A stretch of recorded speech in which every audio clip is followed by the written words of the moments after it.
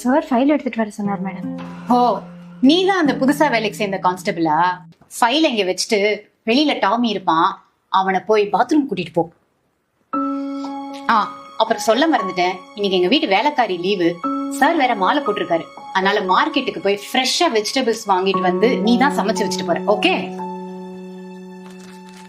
என்ன நான் சொல்லிட்டே இருக்கேன், நான் சொன்னது உன் காதுல கேட்டுச்சா இல்லையா? ஸ்டேஷன்ல ஆர்டர்லி டியூட்டின்னு சொன்னாங்க. ஆனா நீங்க வீட்டு வேலை எல்லாம் செய்ய சொல்றீங்களே மேடம். உனக்கு ஆர்டர்லி டியூட்டினா என்னன்னு தெரியுமா தெரியாதா? இதுதான் அந்த வேலை. நான் சொல்ற வேலையெல்லாம் நீ கரெக்டா செஞ்சாதான் என் ஹஸ்பண்ட் கிட்ட சொல்லி கான்ஸ்டபிளா இருக்கிற உன்னை சப் இன்ஸ்பெக்டர், இன்ஸ்பெக்டர்னு உன்னோட ப்ரமோஷனுக்கு நான் ரெக்கமெண்ட் பண்ணுவேன்.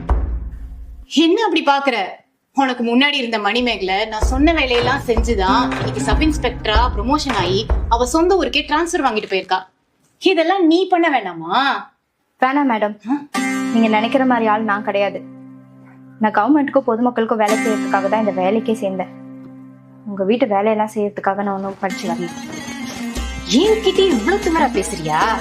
நான் மட்டும் நினைச்சேன் உன்னை இப்பவே இந்த வேலையில இருந்து என்னால தூக்க முடியும். பாக்குறியா? இது உங்க புருஷனால கூட முடியாது மேடம்.